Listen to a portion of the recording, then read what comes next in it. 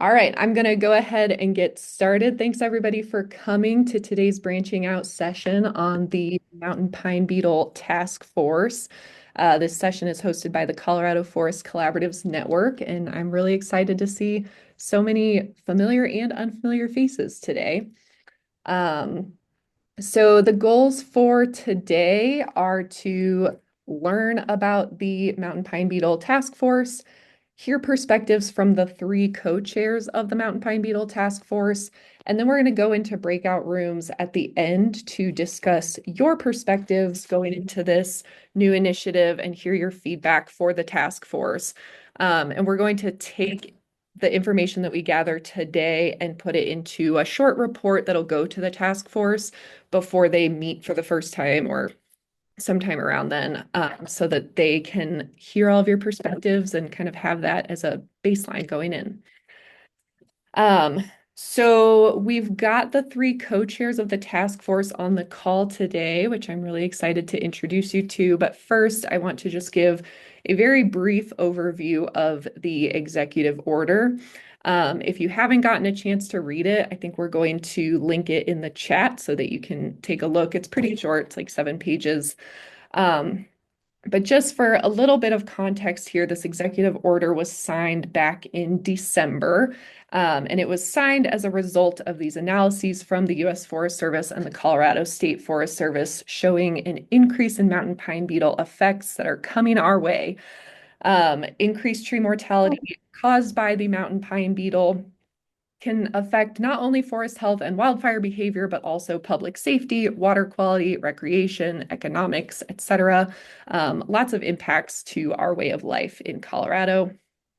Um, the executive order lists 15 things that the task force shall do. If you want to kind of focus on those as you read through the executive order, those are on pages 2 to 4.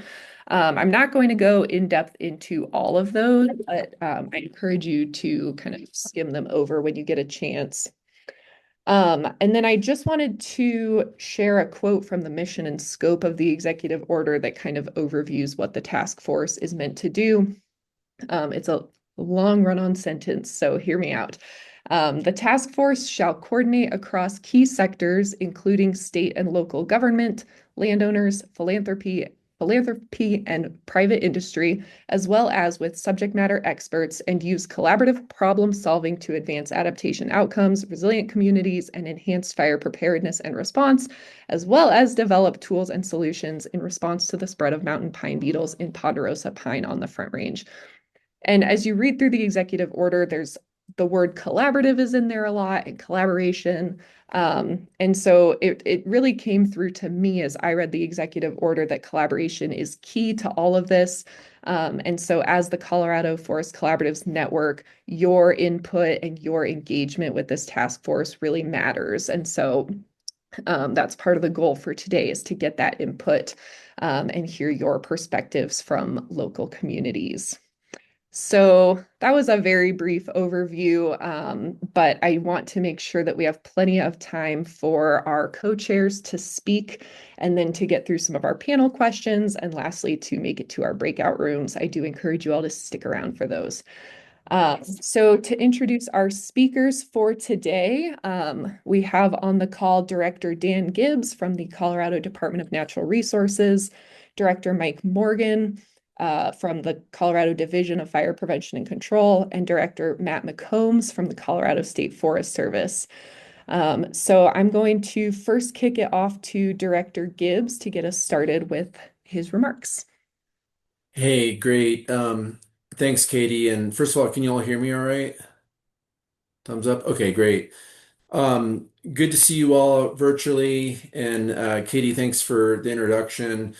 Really appreciate you all spending the time to learn more about this new Mountain Pine Beetle Task Force.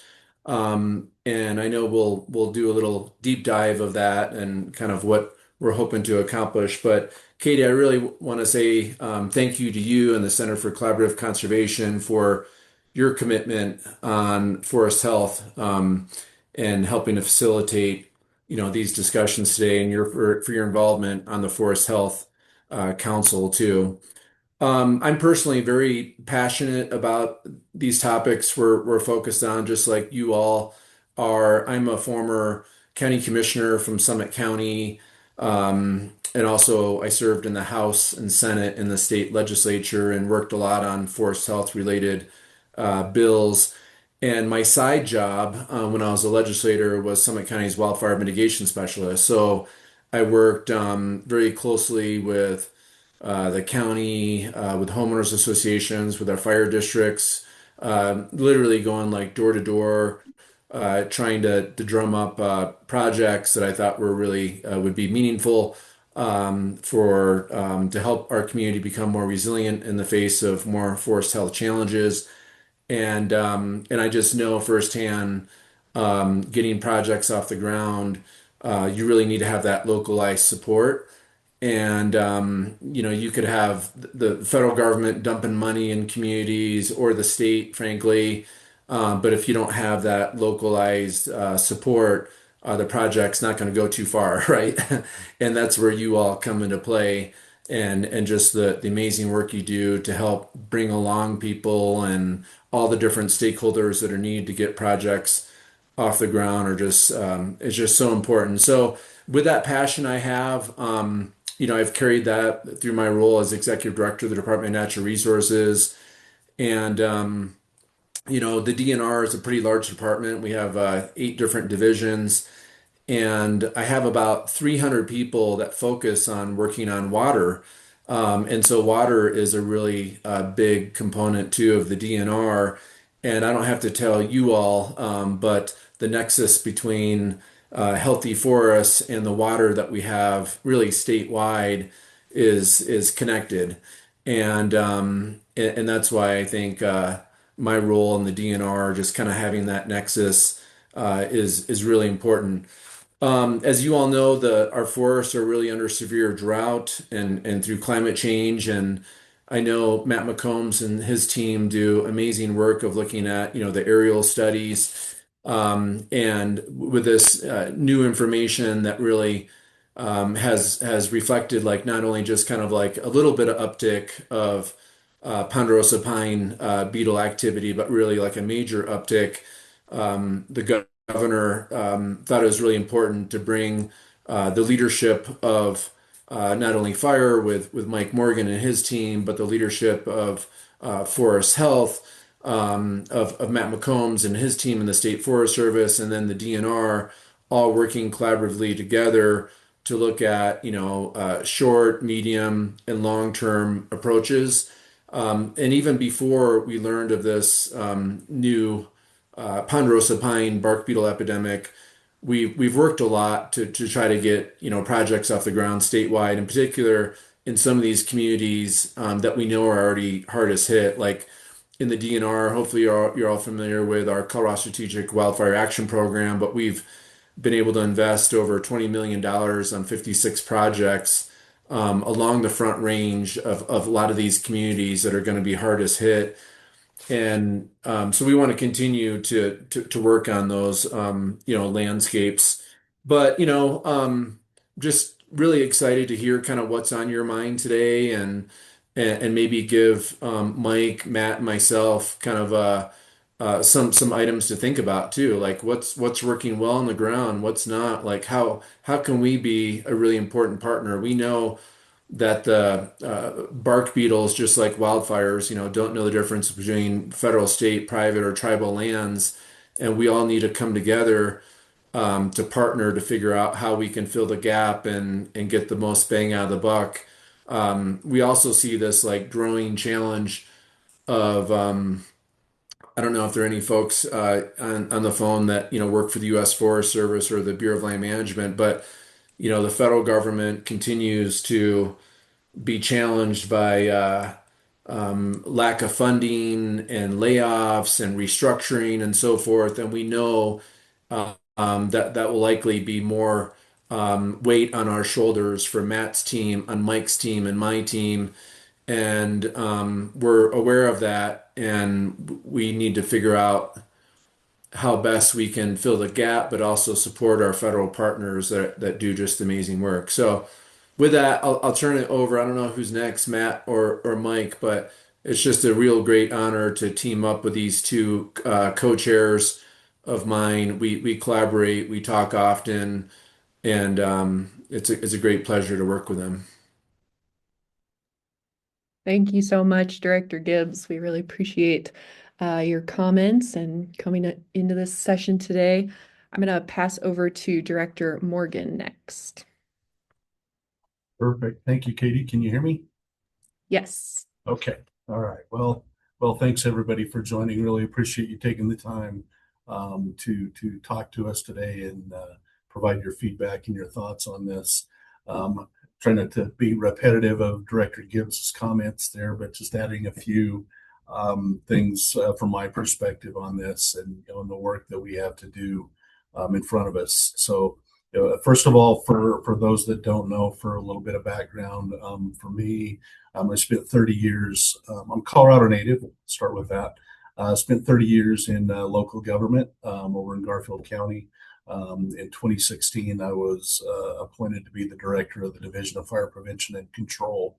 Prior to that, as kind of a side note, as Director Gibbs mentioned, he spent some time in the House and the Senate, and he and I worked together back in those days too on a lot of issues that I think we're going to continue to work on with this mountain pine beetle task force. But I think one of the things that and again, I really appreciate everybody being here, because one thing that always rings true, and Katie, you called out the collaborative approach, and how many times collaborative is used in the executive order, and we use that word a lot, and sometimes I think it's important that we think about the context of why we have to be collaborative, and as Dan said, it spreads across a lot of workforces, a lot of land ownership, and yet at the end of the day, we're all in this thing together, and that clearly we recognize that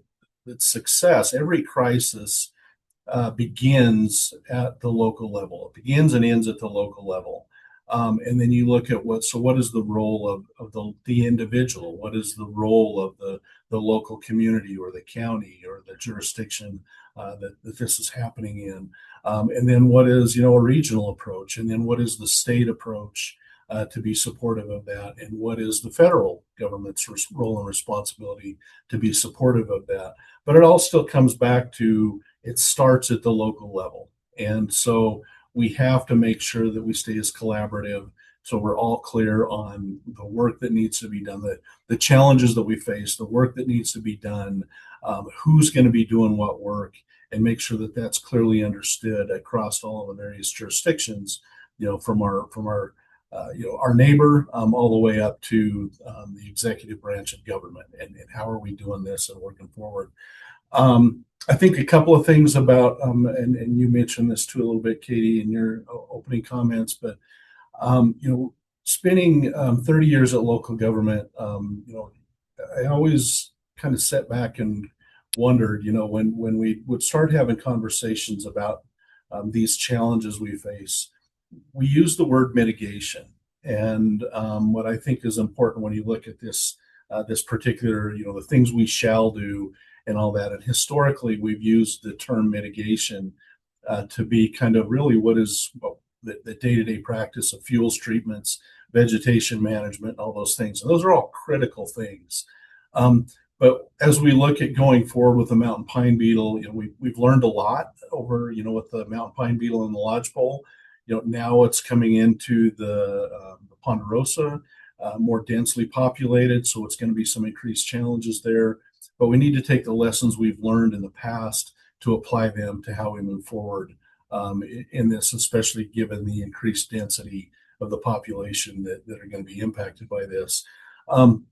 So to me, when we talk about mitigation, I like to think of, the Merriam-Webster definition, which is lessening the likelihood or severity of an event when it occurs. We know that we will always have fire in our ecosystem. We know it's going to be there. So what are the things that we can do to reduce the negative impacts from fire, while recognizing how do we do more useful, beneficial fire as part of the critical nature of the of Colorado and the ecosystem we live in. So, again, I think, when you look at those things and the charges that we're supposed to do, the cohesive strategy was kind of the anchor point of where we started, with being obviously our forest health and our forest conditions are critical to this. Thinking about our communities and their resiliency and the need to make sure you can't talk affordability without having resiliency. So I think as we look across the different systems and how different things impact, we have to be mindful of all of that. And then, of course, the safe and effective response, because we know we're going to have these fires. And how do we protect the critical infrastructure in the communities, from those unwanted outcomes. So I think the other piece, obviously, and Dan and I were both on the Federal Wildfire Mitigation Management Commission.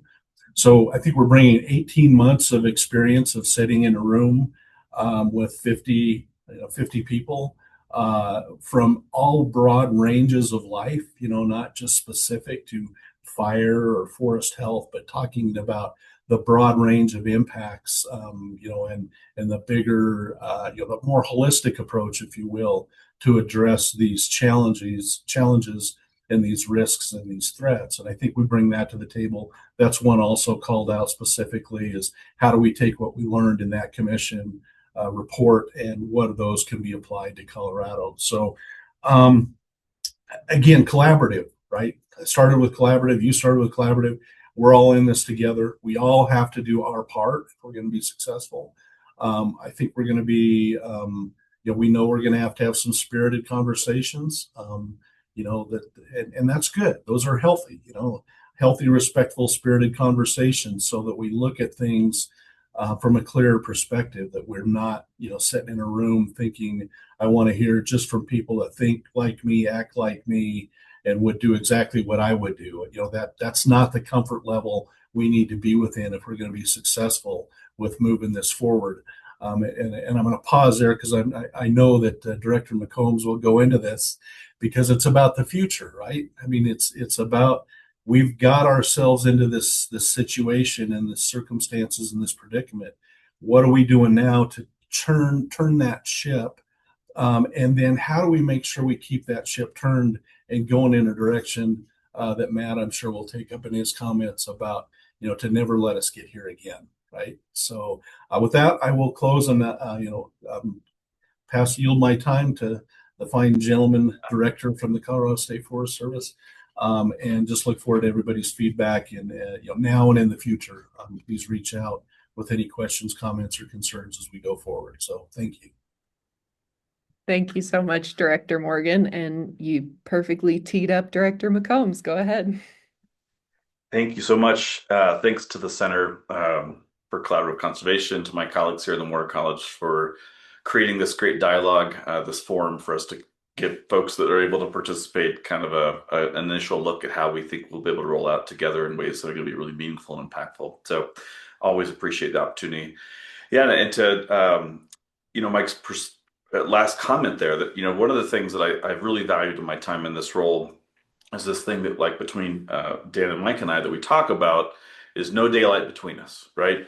Like, let's take on these issues where we have natural and durable and really inseparable connections and move out together. And that's really beautifully reflected in the way that the governor framed up our response to this challenge that's not just coming, but that is already here as it relates to forest health, watershed health, community safety here in the state, in particular in these landscapes that have been, generally unaffected by extreme fire or, at the scale that we're going to experience in this outbreak, or the pest and disease in some time. And in that intervening period of time, an enormous amount of community infrastructure and state infrastructure and national infrastructure has sort of established itself, and it causes us to respond in a way that's potentially different than how we did when this lodgepole outbreak, an epidemic that we experienced in the late 90s and throughout the early 2000s. And I use that example specifically because we've been here before as a state. We've experienced a mass mortality event. We've experienced how rapidly it can move and how substantially it can impact a variety of different things that are dependent upon forests or exist in in the same space as forests. And so, when we brought this information forward, huge thanks to Dan West, our fearless state entomologist here at CSU and the State Forest Service, in his unique relationship with the consistent data gathering and assessment that we do in partnership with the Forest Health Program at the U.S. Forest Service. When that information sort of hit my desk, I knew that, all right, here, something that we have long sort of understood was possible was here, and under the right climatic or weather-based conditions, had the potential to grow really rapidly. And unfortunately, people ask, well, what is the example? Like, what's the perfect environment for this to sort of metastasize in a way that would be super impactful? And that was a really dry, warm winter followed by a really warm, dry spring. And that's what we're experiencing in most of Colorado. So there's the impacts are going to be potentially very accelerated and certainly far-reaching. So as we're responding under this EO that Governor Polis smartly put forward, and doing so in a way that brings together what I kind of joke about, we're getting the band back together, right? We're on a mission from God, and we're using the resources and the knowledge base and the relationships and the coordination and collaboration that existed as we've taken on some of these natural resource challenges recently, and then we're adding in the sense of urgency that just the population density and the infrastructure density that exists within the forests are requiring us to respond to. And as we think about the collaborative approach, I want to just, you guys know, many of you I've spoken with and I've heard me talk before. I sort of operate in a couple key rhetorical devices. And one of them is this idea that, like, as we approach this problem, no one sector on its own, but all sectors coming together, we've got a fighting chance. And that's so critically important because every entity across governance, at the community and this was a parcel, HOA, road corridor scale, all the way to the national scale, as we interact with the federal entities that'll have responsibilities to respond as well, where we share boundaries. Everyone needs to play their part and bring the resources, the ingenuity, innovation, capacity, and support. Because ultimately, we know in the collaborative space, broadly supported equals implementable. And it usually can equal resources. And it can also usually equal sustainable resources, which is the dream here. If I think about how we're going to move out together, my hope is that, and Mike touched on it, is that we're going to respond well as a state, as communities, in partnership with our federal partners across multiple different agencies. We're going to respond well. I have every faith and confidence we're going to have success. And as we sort of talk about the future and what things look like, I'm excited to sort of get into ideating about what that could be. But here's my challenge to all of you interested in this issue, actively participating in the response or hoping to gain more information about it.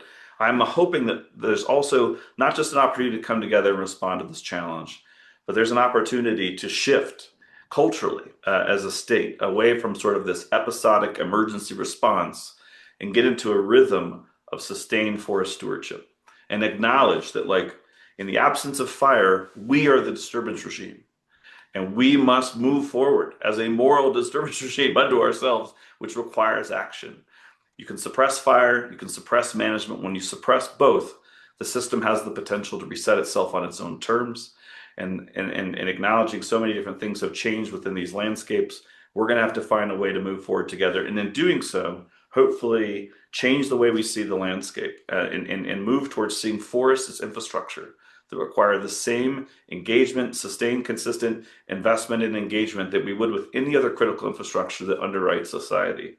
And that pivot will allow us to get to a place where this condition, a single age stand of a single species trees across a broad landscape that hasn't experienced disturbance for decades, foments a substantial impact from an outbreak that will likely lead to a sizable epidemic of insects and disease. And so my challenge is that, like, as we keep our eye on the ball, moving forward together, implementing the governor's objectives under the leadership of the folks gathered here today, that we also commit to never allowing this ever to happen again. So that's my challenge, and I look forward to having some dialogue around those concepts. And again, Katie and CCC, thank you so much for having us, and thank you to everybody on this call that's showing an interest. that will likely play a part. And I'm just so psyched that of all the times and all the moments that we could face this, that we're facing it all together with a lot of the names and faces that I see in this virtual room today. Awesome. Thank you all so much for your comments. I really appreciate it. Yeah, I mean, I heard so much in all three of your remarks about the need to cross different scales and cross different jurisdictions. And I think the people on this call are really the ones doing that. So I'm excited to hear a little bit more from you three. I've got a couple of questions prepared to dive into some of what you said, and then, of course, hear from everyone else in the breakout groups in a little bit.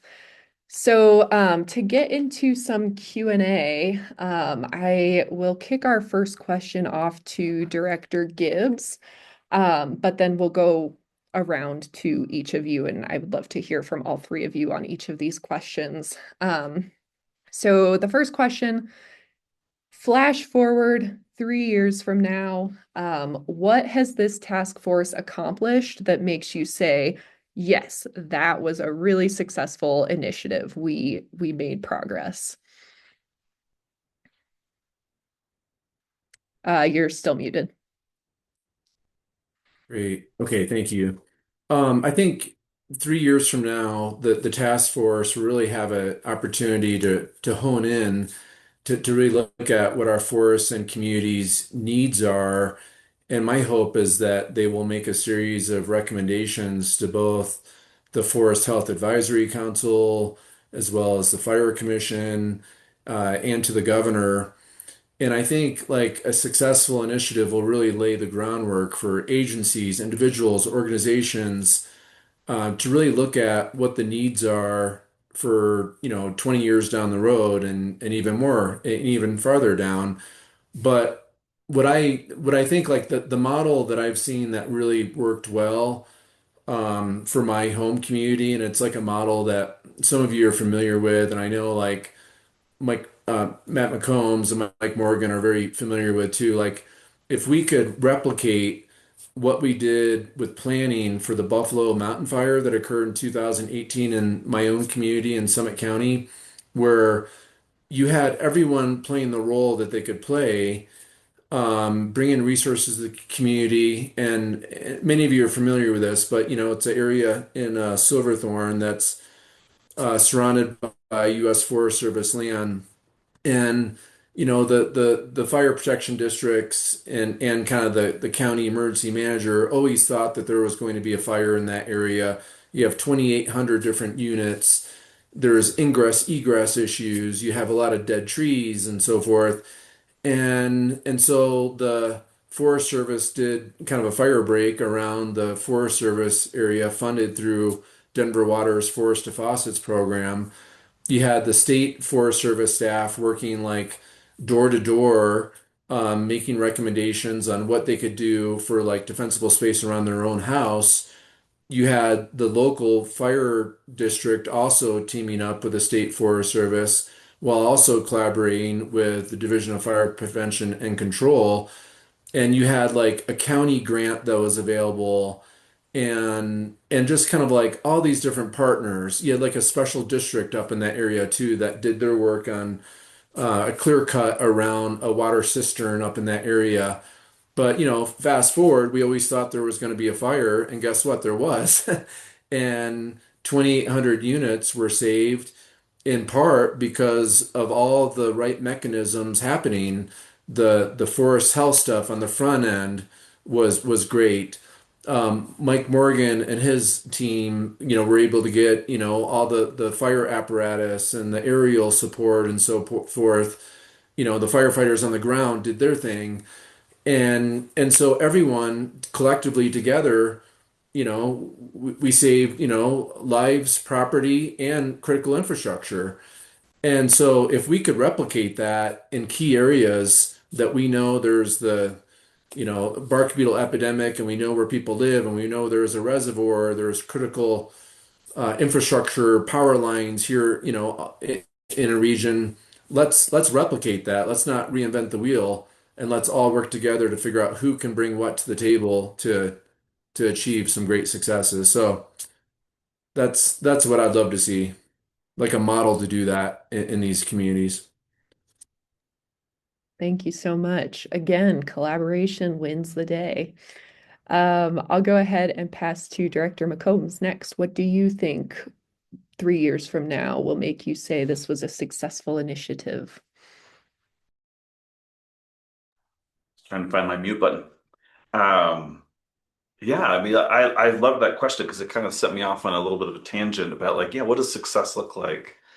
From first of all, like, the outbreak, if it transitions into a sizable epidemic, as it's likely, like we're managing it, it's not managing us, right? Like we're reacting in the most critical places first, travel corridors, ingress, egress, utility corridors, raw water intakes, key watershed, blah, blah, all the things that like that we're fully deployed in a sort of a cross-boundary response system that works, where everybody's needs are at the table, and their resources are at the table, and we're kind of like, sussing our way, so, bit by bit through the specific challenges that'll be fomented by this this challenge, this outbreak. And so then, like, our communities are pivoting and embracing adaptation in ways that they hadn't before. And there's going to be stimuli behind that. There's going to be changes in the insurance market as this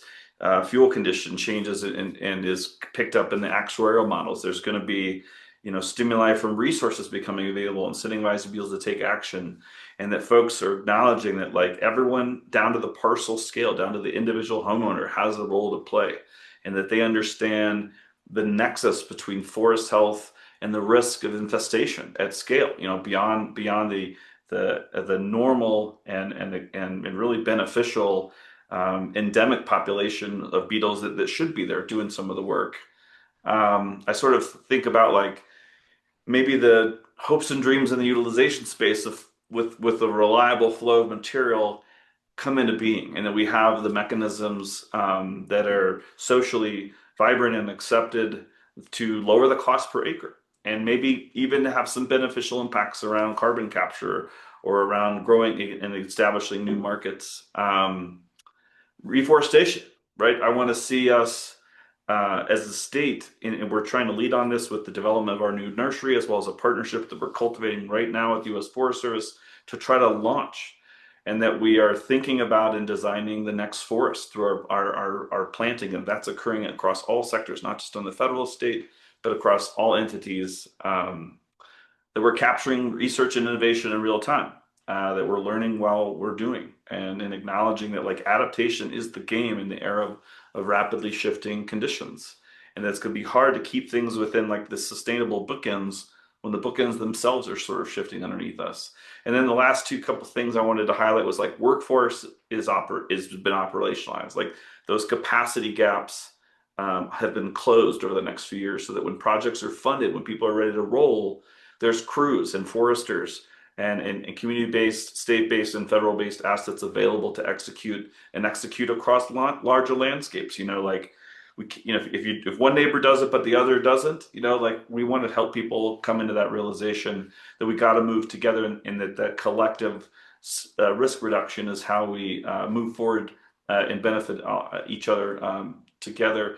The last and the most important one, from my perspective, is that there's durable investments, and that we're funding resilience, we're funding forest health, like I described earlier, like infrastructure, not disaster response or emergencies, but that like we find a way as a people to make concerted structural investments, and that we execute together across all sectors and all ownerships, and that we do so together, and that it just becomes a part of who we are as Coloradans, who we are as stewards in general. So those are just some concepts that I thought were interesting as I was sort of thinking about like what might success look like in the next few years. And I guess actually, let me throw one more out there, is that like that cultural awareness translates into generational awareness, and that we hand over the success that we have to the next generation to take on and to steward again in a way that ensures we're not ever in this predicament, in particular in these places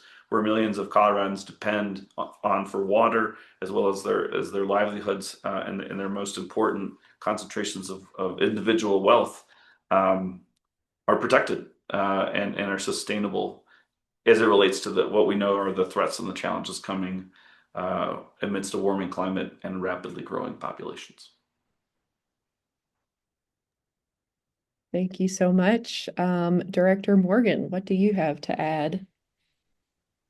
I think to me, I take everything that Dan has said and Matt has said and pull it into me, to put it very simplistic, is I want to see a shared vision, right? I want us to all, and I say all, and to Matt's point, I want Coloradans to know what our vision is, right? I joke with our staff, sometimes about, there's a fine line between vision and hallucination, right? And I think the reality of that is that if it's only one person or one group's vision, then there's not a big separation between hallucination and vision there, right?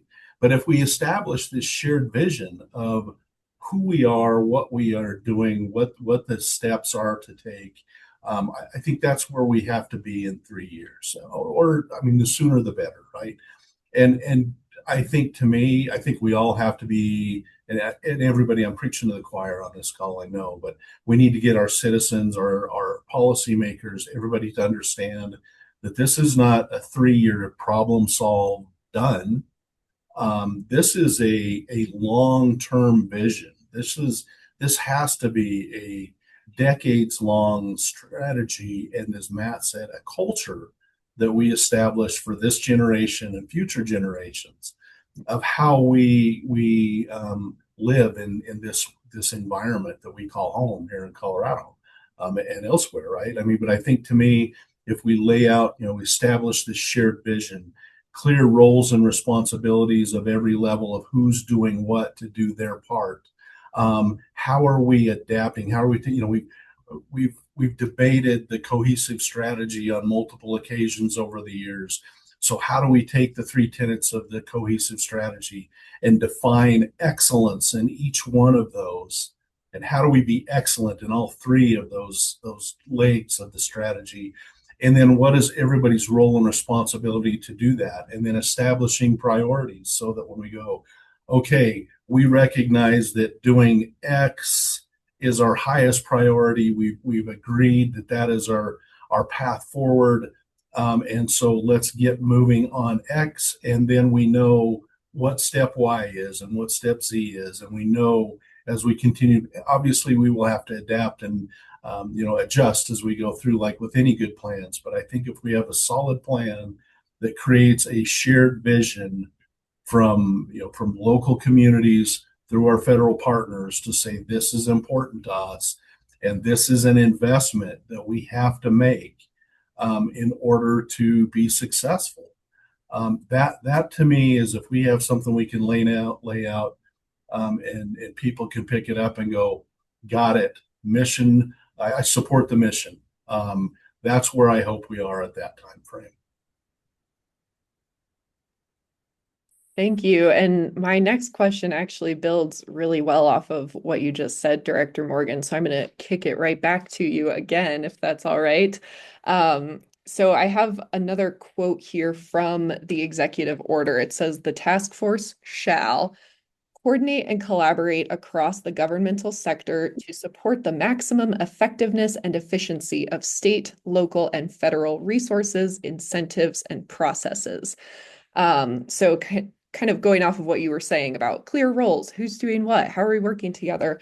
What needs to happen in the next 3-ish years for your state agencies, along with federal agencies and all of the local collaboratives on this call? What needs to happen with those different kind of organizations to reach this maximum effectiveness and efficiency?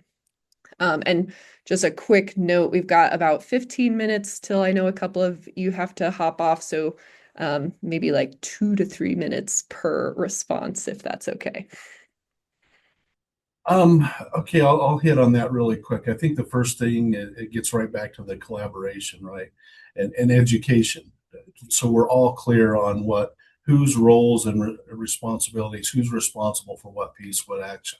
I think there's a critical piece that that we often hear in the side of the house that I live in, right, is that we hear so often from people going, I had no idea I was at risk. And, it starts again at that individual landowner on understanding what is there and what can they do to support that. Then what can the local governments, the local conservancy districts, the local fire agencies, homeowners associations, how do we make communities more resilient?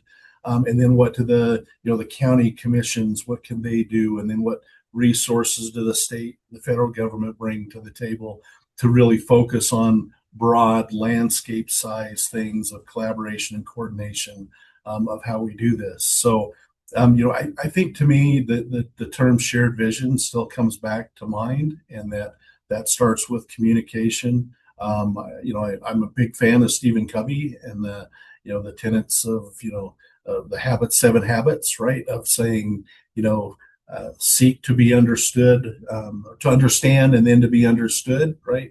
We need to hear. My grandma always said, God gave you two ears and one mouth. Be sure you're listening to what people are saying to you, so you understand where they're coming from. And I think having those conversations, and like I said earlier, I think that the ability and willingness to have some spirited conversations from time to time, that we're not always going to be seeing eye to eye, and that as long as we can respectfully say, here's where I'm coming from, and then come to a consensus at the end to go, you know what, you were right, that's okay, and get those right outcomes and priorities. The last thing I'll say here is that I think that Gary Brees, for those that know Gary, always said, or always was one to say that you can do whatever you want, you just can't do everything you want. And that's where I think we have to get into what are the priorities of each of these tasks that have to be done, agree to those, and recognize that we'll get to the other ones eventually in this longer term plan. So those are my thoughts, Katie. Thank you. Yeah, in our breakouts, we're going to get into that a little bit as well. How about you, Director McCombs? Yeah, shared ownership, right? As I go through all of the things that the governor has instructed us to consider in the task force, everyone in this room could match a lot of different entities that already have a deep bench of expertise, may have a long track record of success. Some of those are collaborative entities, some of them are standalone, but there's a lot of capacity and bandwidth within the state. And my encouragement will be to the task force members is to really think through how much of this stuff can we share ownership with, and where do we already have momentum and a good trajectory already in play where we could potentially outsource or deploy those ready-made entities to get to it, acknowledging that time is of the essence. And at every really second counts, like when you're within the context of megafire and the accelerated challenges that will come as the fuel conditions and the forest conditions degrade. And so, yeah, my hope is that we find every opportunity to tap into the existing framework and network of successful operators and groups of operators in the state to move out and to move again at the speed and intensity of the problem. And then I guess the other thing is around it being comfortable with things moving at different speeds, within the different deliverables, and try to be as unified and as stepwise as we can. But again, try not to hold too much control over how and where we move, because I think sometimes we get tripped up and we struggle. We want to maintain primacy or control. I mean, these are all natural, especially with a high profile event like this that we're going to experience. That's going to have far-reaching impacts that'll have political, social, ecologic, economic significance throughout. How do we maintain some dexterity and some flexibility and a willingness to try new things? Adaptation is my new thing. So if you're going to have to ever listen to me talk ever again, I want to move us all into I feel like an adaptation is the evolution of sustainability, because the system is going to move so rapidly, and we've got to be comfortable trying things, learning from our failures, making sure that we experience failure as information, not as disgrace, and that we move, forward together in a way that allows us to capture all the innovative capacities and different approaches that we've all been talking about much of our professional lives. We have an opportunity to put all of that to work, but the only way we're going to do that is we share the risk and share the reward, and move out with a purpose that's equal to the challenge that's been put in front of us. So I'm super psyched about all of those opportunities. And then last but not least, I got to put out my favorite mnemonic device. We're going to have to go from collaboration to collaboration, right? We're going to have to, we often talk about moving at the speed of collaboration. And I would just offer that getting everybody to yes around a table is a critically important and necessary objective in many instances.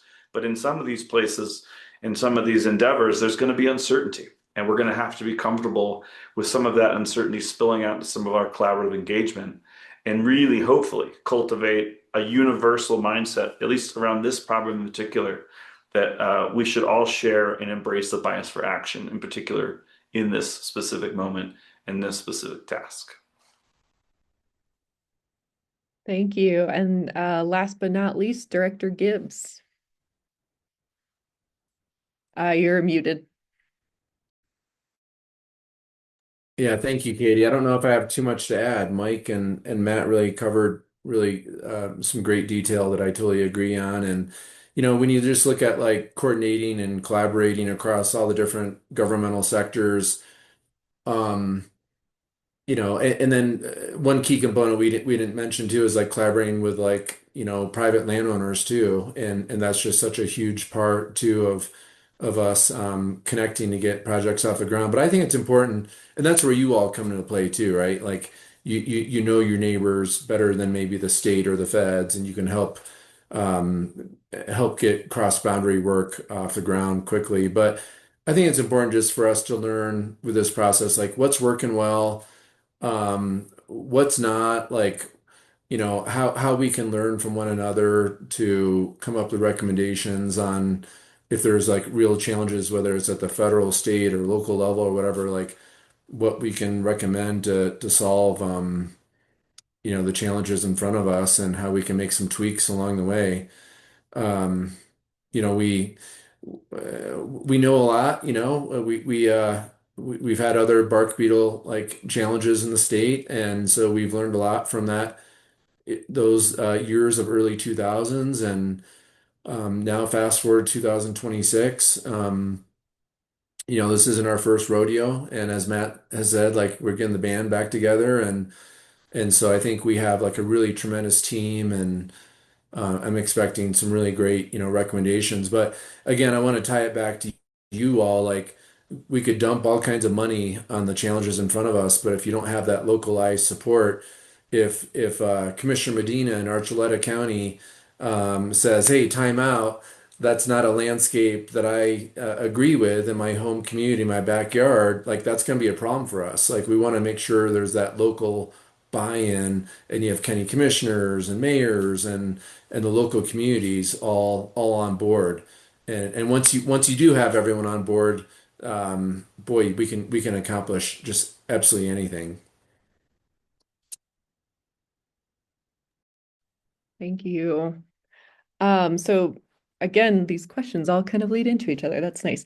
I've just got one question left, and we're going to do it a little bit rapid fire style. Again, trying to finish this part up by 1 o'clock. So we're about to head into breakout rooms and hear from collaboratives about what they think the task force needs to know and how they want to engage. If you have one piece of advice for collaboratives, to engage with this task force, what would that be? Let's start with Director McCombs. Here, I was reading the chat. Say your question again. Otherwise known as not paying attention. Nope, that's okay. If you have one piece of advice for the collaboratives on this call to engage with the task force, what would Sure. you want them to know? Yeah. I would say that like the collaborative governance model in Colorado has been extremely successful in so many different ways. And so if you see missing pieces to the puzzle, if you see the learning and and the potential lack of communication or lack of relationship. Some of the things that, like the collaborative governance approach that we've taken, so many different natural resource problems in the state. If we're missing out on key menu items, things that only the collaborative capacity that the state has can bring to bear, it's not just encouragement, you have a responsibility, right, to bring forward those innovations, that past learning, those practices and approaches. And then more importantly, if people like us in leadership are missing the boat, are missing opportunities, my hope is, and my encouragement is that you'll reach out directly and ensure that, like, we don't miss any opportunity to improve our approach, to learn from our failings, and to get to that shared vision that we all have been talking about, again, all of our professional lives, getting to that place. We have an opportunity. We have a stimuli in the system that's going to push us to behave differently and make maybe better or different choices. I expect every single one of you to be at whatever table's set in front of you and participate as actively as you can. Because looking at these names, because can't see your faces, some of them, you're all players in your own way. And so I hope you bring your unique capacity to bear, and then you bring the collaborative relationships you've cultivated over many years or just recently to bear as well. Broadly supported equals implementable. Thank you so much. Director Morgan, what one piece of advice do you have? I think holistic and realistic, I think, are two words that, to think about, how do we holistically approach it in realistic ways. And then I think the other piece to that, which kind of goes back to the lesson I learned, on the Management Commission, the Federal Commission that I mentioned earlier, is to understand where others are coming from, right? And that when we get down to the end of the day, these are human issues in people's neighborhoods, their communities. And while it may seem that the academic approach or solution is that the realistic solution for the community? And that's where, again, I think, going back into collaboration, is communicating and talking and working with those communities so that they understand where we are coming from, but we also understand where they're coming from. And if it's, and again, I think the cohesive strategy is a good model of that, of, if people are less tolerant of, all of the fuels treatments that we think we need, are they receptive to more restrictive building materials so we can still achieve that end goal of resiliency? So holistic, realistic, and understanding where others are coming from. Thank you. I love that. And Director Gibbs, what's your one piece of advice? I would just say participate, and just, we're standing up a website here. Allison Lurch on my team can probably tell you the minute it's going to be up here in a second, but you can follow everything that we do. You can participate. These are public meetings. And so really urge you to be involved. Allison, how soon will we have info on the website? We're hoping sometime this week. Okay, great. So Katie, maybe we can get you that info and you can get it out to everyone's, but we want everyone to follow and participate and be involved. Yeah, that sounds great. If you send me that link, I will get it out to everyone as a follow-up. So thank you. Well, we at the Colorado Forest Collaboratives Network will be doing our best to help everyone stay engaged and involved. Thank you so much to our co-chairs and our speakers today. I really, really appreciate your time. I want to go ahead and herd us into breakout rooms. You all can, feel free to stay for those, or if you need to head out, go ahead and do that. But thank you so much, and we're really excited to engage with the task force.